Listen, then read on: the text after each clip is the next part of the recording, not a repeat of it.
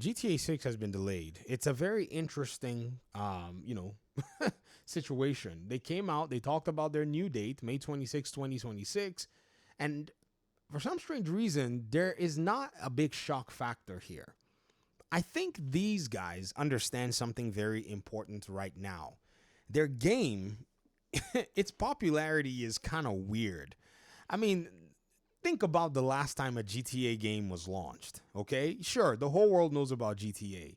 However, since the GTA 5 game was launched and relaunched and put on new platforms, the Black Hole games, which GTA is a part of, have now become much more and more OP.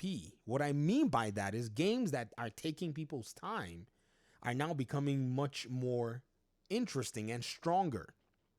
And the data that Matt Piscatella brought out in that kind of funny podcast, it really hit differently, ladies and gentlemen. I mean, you really have to go ahead and consider what he said. And I said to y'all, I said, ladies and gentlemen, that to me, that interview is, in my opinion, the biggest travesty in terms of its viewership on the, on YouTube.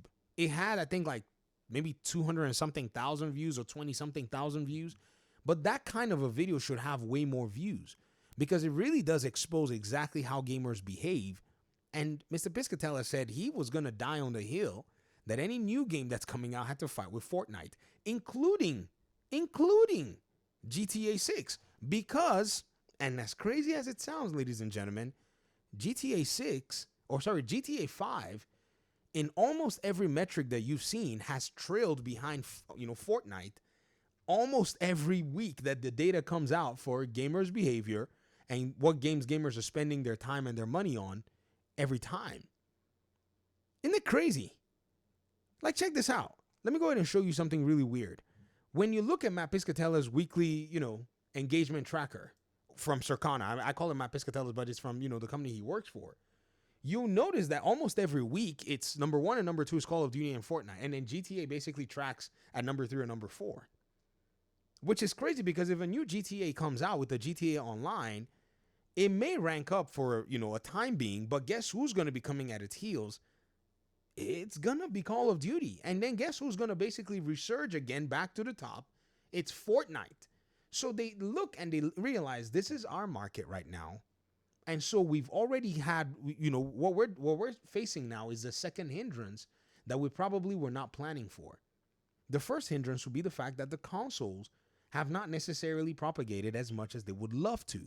You see, they've been working on this game for a number of years now. Their investment in this game has probably skyrocketed out the wazoo. Let's do some numbers here. If these guys want to launch, what they're going to need is more than 120 million console units. Right now in the market, PlayStation probably has maybe somewhere around 80 million units. Xbox has maybe somewhere, if I want to be generous, somewhere around 35. And let's just say by, if you say the end of this year, they were going to sell up to 40 million units or whatever, they were going to be looking at 120, maybe 130 million units. That doesn't seem sufficient to get the kind of ROI that Rockstar is looking for, which is not only a big ROI, but an ROI that's quick.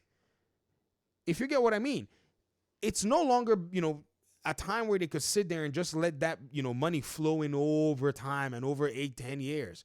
No, they're going to need a big bang and then let it flow and roll out because this game has basically become a bloated case of game development in terms of its cost and its expenses.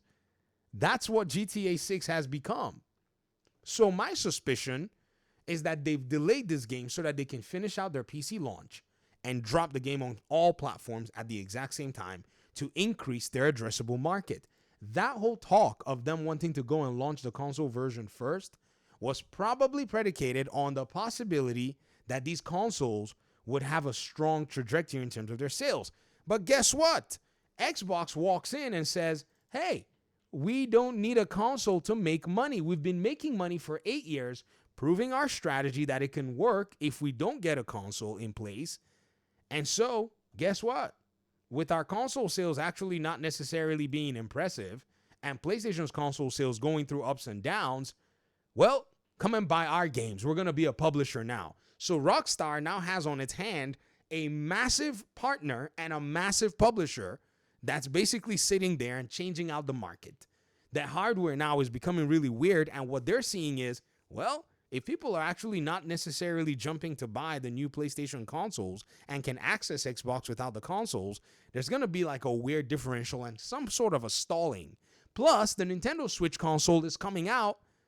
If we launch in this market and we don't have either a Nintendo Switch SKU or a PC SKU, we're not going to get the fast ROI that we're looking for. And this is me just being hypothetical, guys.